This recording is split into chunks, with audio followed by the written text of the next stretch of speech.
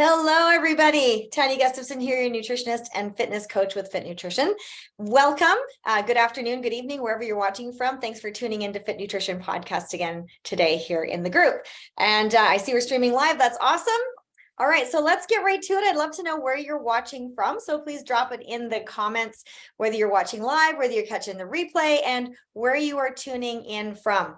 So today I want to talk about something that's really important with regards to everything that we do in our life every single day. And so that is, managing our time versus managing our priorities. And so sometimes those two sort of commingle and mesh and the waters get a little bit muddy, but there's a big difference between managing your time and managing your priorities and categorizing the two. And so I heard this quite a while ago, and it really is appropriate for this. And that's sort of what prompted this podcast today. So a lot of times people are saying, I don't have time. I don't have time for this. I don't have time for that. I don't have time, fill in the blank, right? I don't have time for fill in the blank because they are so busy. So there's busy where you are doing a lot and then getting a lot of things done. That is, productive, and people still say they're busy. And then there's just busyness. Doing a lot of things, and you get to the end of the day and think, oh my gosh, I was just so busy today. And then you try and quantify that and say, well, what did I actually accomplish? What did I get done? And sometimes, to our dismay, it's like, I don't know. I didn't really get a lot done. I wanted to get X, Y, and Z done, but it just really didn't happen. So, raise your hand if that's you. You drop a little 1 in the comments below. I'm sure we've all done that, right? Yeah, present company included, totally have done that before. And so why are we saying, I don't have time? I mean, we have the exact amount of hours in the day that everybody else does. Why do some people end up getting more things done, accomplished, with effortlessly, sometimes it seems, whereas other people are running around, that old expression, running around like a chicken with your head cut off, right? Like sort of with no direction and just being very busy, bouncing from one thing to another. So there's something to be said for, making a schedule and doing all of those things. But how do we know? Because we can do that, right? And so let's start with that. How many times have you, grabbed a little sticky pad, or a piece of paper or something, and then just wrote yourself a list for the day or for the week or whatever it happens to be? We're heading out on a trip soon. And so I've got a little list on the counter of the things that I want to make sure that I pack so that I don't forget. We do those kinds of things, right? But we also do those kinds of things in our daily life, putting stuff down that we want to make sure we remember, stuff that we buy at the store, whatever. Do you ever get that where sometimes you put too many things on your list and you want to make sure you cross everything off, but you get to the end of the day and maybe you had a massive list of 10 things and you've only got 3 or 4 done, and you're thinking, oh my gosh, that's a disaster. What a waste of the day, when it's not really a waste of the day because you still got those 3 or 4 things done. Clearly they were important. They were on your list, but putting too many things on that list will slow down your progress and sort of derail you and get you off track, because that brings a feeling of defeat when we don't complete the end of the list, right? I mean, people who make lists and write stuff down, we typically like to check those things off or cross them off or highlight them or whatever we like to do, right? Crumple up the list when we're done and go, woo, I'm done. But when you can't get to the end of that list and then you have to start tomorrow and then you go, oh my gosh, now there's more things on my list. What am I doing? So how do we know what to put on that list? It's a great question, right? So think about this. There's all things we'd like to get done, and there's things that we need to get done, and there's things that are important, and there's things that are urgent. And I just want to put this out there here that the important things often get bullied and regulated by the urgent things. I'm going to say that again. The important things often get bullied and regulated by the urgent things. So think about this. You're going to work. It's important. You have this, schedule that you have to do. You get to work. You have a presentation. And all of a sudden, maybe your child is sick. They call you. It's urgent. Oh my gosh, something happened to your child at school. Heaven forbid. But it's an emergency. You have to go pick them up. The urgent thing all of a sudden knocks everything that was important for you to get done that day off the table. And some of those urgent things we just have to take care of. because, they're part of our family. They are urgent, but they are also important. But then there's those non-important urgent things that just come up in a day. And they sometimes seem to just not just come up, but they come at you. Maybe you are working on a project, maybe for your work, maybe for your home, whatever it is. And you keep getting messages that pop up on your screen and they distract you because it's urgent. Oh, and it's asking a quick question that you know the answer to right away. You can quickly respond to them. But then they ask you something else, or something else pops in, or now you get distracted and you think, oh my gosh, I have to put the laundry in, I have to do this. And yeah, those things do have to get done, but did they have to get done right now? Because they derailed you from that piece that you were started out to do. And I was on a workshop one time and I saw this great demonstration, okay? Because sometimes we think we can multitask and get a lot of things done really quickly. Sometimes multitasking doesn't serve you. Sometimes just honing in on the one thing that you wanted to get done and then move to the next thing and do that thing, and then move to the next thing and do that thing. And you think, well, I don't know. Well, how could that be faster when I can do all of those things simultaneously? I can, while I'm making dinner, I can do this, or I can do that, or while I'm, doing my project at work here, I can answer these messages, not realizing that it's actually extending the life or how long it takes to do that original project or whatever it was that you started to do. Okay. So I was in this, like I said, I was in this workshop.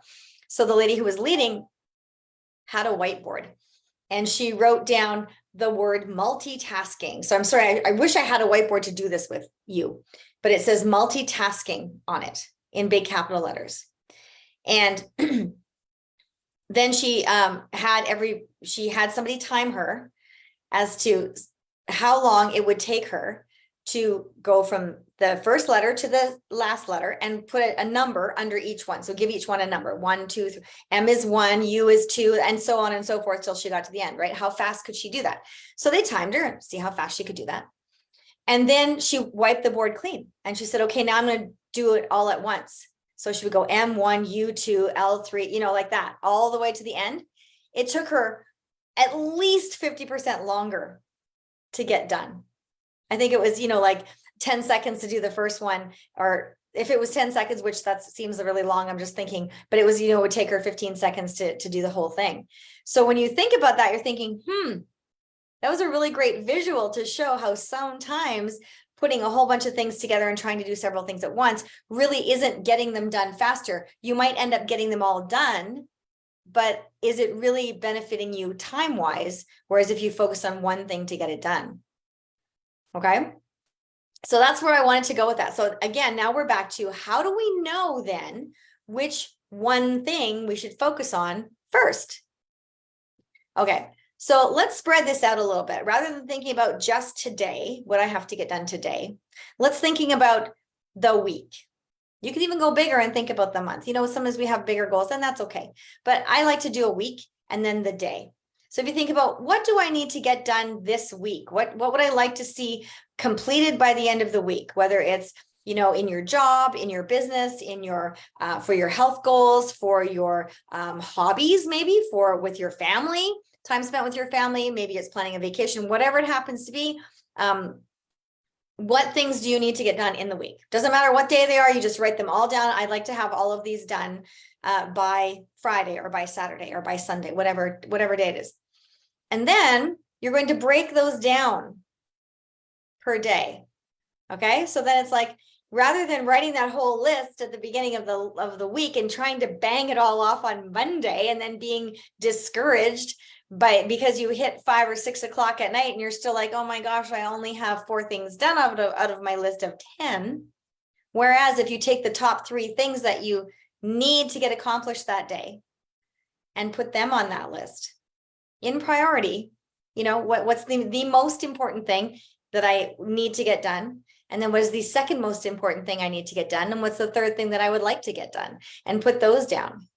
And then as you're going through them, you can check them off and you actually probably will get them all checked off, even when urgent things come in between, because you don't have this massive list of 10, 12, 15 items, whatever it is. You've broken it down into small segments over the week. And so figuring out which ones you're going to prioritize, we're going to go back to the very beginning where I started, and we say, I don't have time for blank, right? So whatever it is that you've been saying I don't have time for lately, I want you to replace that with, that's not a priority. So instead of saying I don't have time, I want you to say, that's not a priority for me right now. And you will quickly see which things, it will quickly shuffle those things and put those things into perspective for you. Right. And I'm just going to leave that there because we can dive into a whole bunch of items here. I mean, seriously, if the urgent things are coming because you're on social media and they're pinging you as you're trying to get your work done, that's an urgent thing, but it's a non-essential urgent thing. Right. But if you think about how many minutes or hours in a day that you're taking up on that, and then you say, well, I don't have time to take my kid to the park before dinner, maybe, you can take a look at that and go, if we change that and go, that's not a priority for me right now, that would probably hurt to say that. So then we would say, yeah, that is a priority. Okay, I'm just going to make it, I know that this has been distracting me, so I will turn that off. I will turn the notifications off while I need to get my work done so that I will get that done sooner, and I will have that extra space between now and dinner time so we can go and do that. Okay, so that's just one example. I mean, we can, maybe you're saying, I don't have time to work out. I don't have time to cook dinner, so I'm ordering out all the time. I don't have time to, whatever it is, fill in the blank.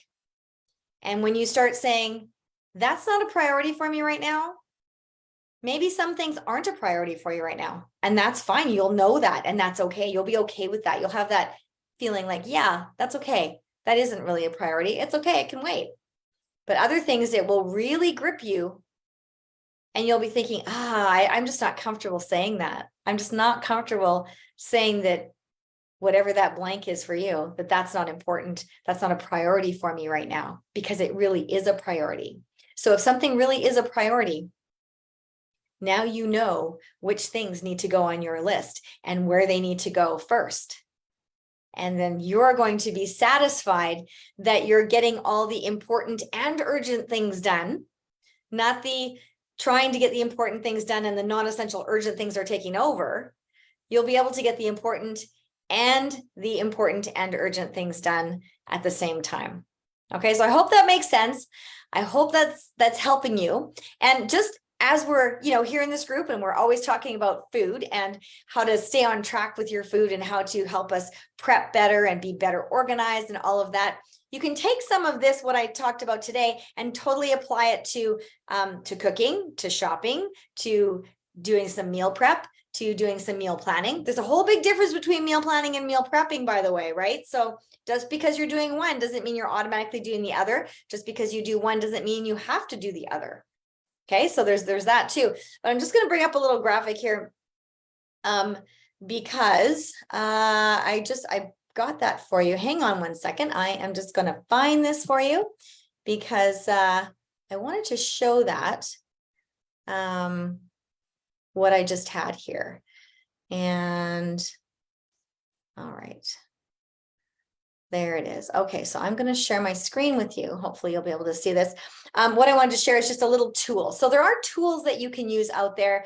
And, this talk today is general, right? It can apply to any area of your life. So please do apply it to all those areas where you need. And we're thinking about in this group here, our 6 plates, especially, right? Our sleep, our nutrition, our water, our managing our stress, our exercise, and our supplements, all of those things, all of those 6 plates. Do you remember that? And we want to focus and think about what are all the important, urgent things that we need to do for that and prioritize them. And so this little graphic hopefully will help you to see. So I've put it as an all-in-one. So we have this in the group here. You can download them. They're 2 separate things. I've put it together in one here for a visual. They're in the group there in the file section. So you want to have your shopping list ready to go, because if you do, just stands to reason when you get to the grocery store that you're going to have more time at the end because you're not running around back and forth when you forget things. What I like to do is at the beginning, I put down the things that I know that I need, that I know that I use all the time, especially if I run out of something, I immediately go and add it to my list so that I don't even really have to sit down and take the time and write out a big list. It's an ongoing list for me. Okay.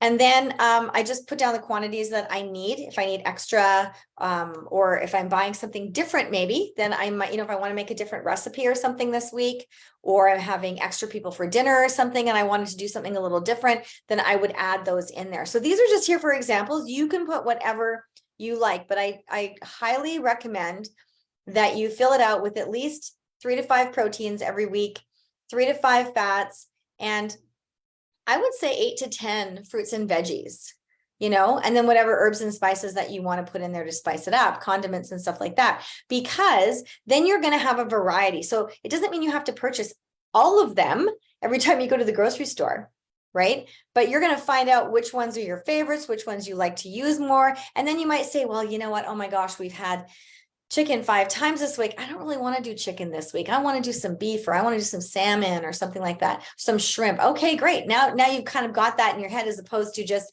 being in that rut too. You've got a visual. Oh, I've used this several times. Let's move on to something different. Let's mix it up a little bit.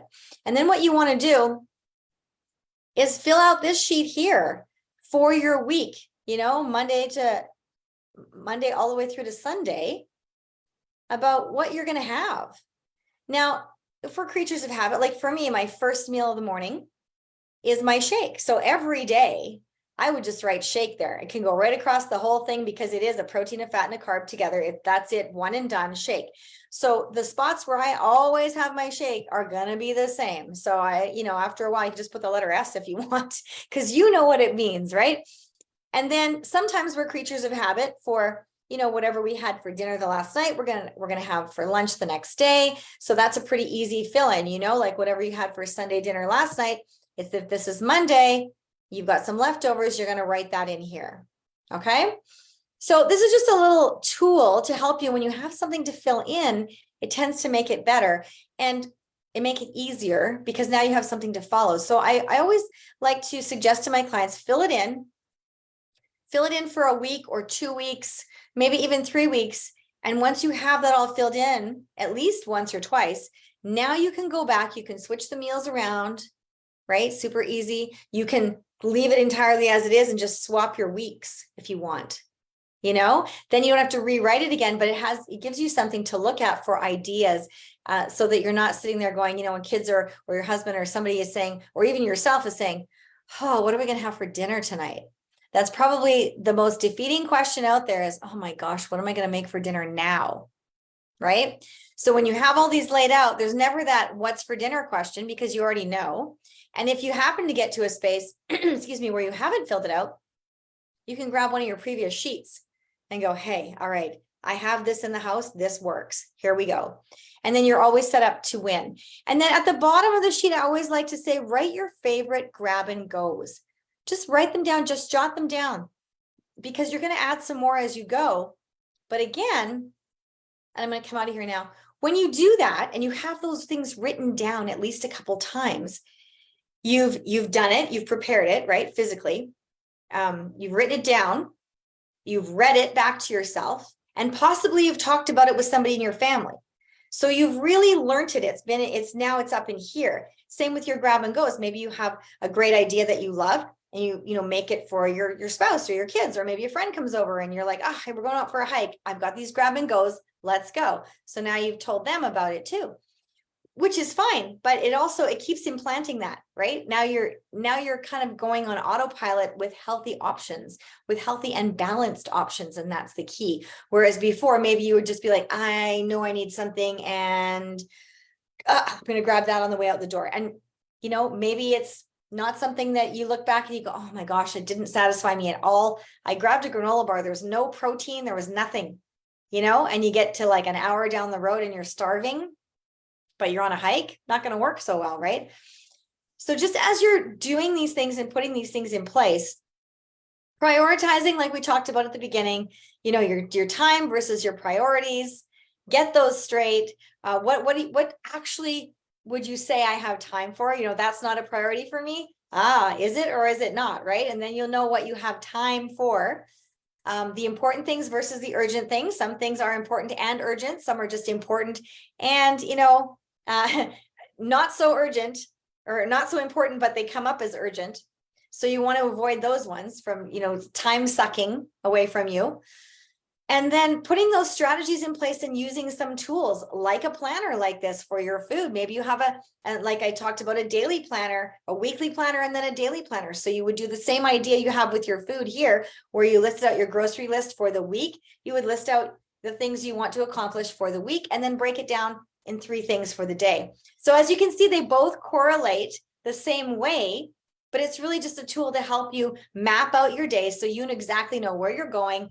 Every night before you go to bed or every morning when you wake up, take a couple minutes, take a look over. You might have to make an adjustment or so based on, if something happened in your day or that something's being changed, and build in a little bit of a buffer, just so that if something urgent that is actually important comes up, you have that time for it.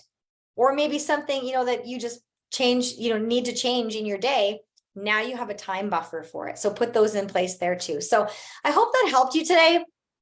Let me know your thoughts below. I'd love to hear what you are using to help you manage what is important or urgent, the time versus the priorities. I'd love to hear your thoughts there below. So thanks again for watching, you guys, and come back next week for another episode of Fit Nutrition Podcast. Have an awesome rest of your week, you guys.